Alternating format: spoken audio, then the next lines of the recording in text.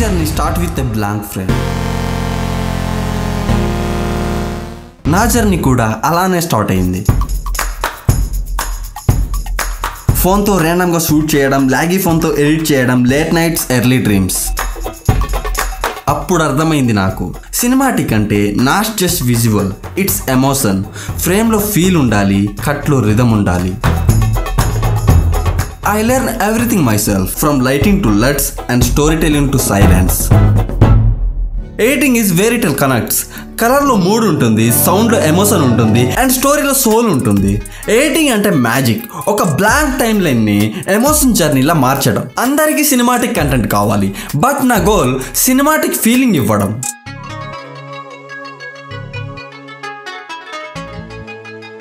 కానీ ఇదంతా చెప్పడానికి నేనెవరు?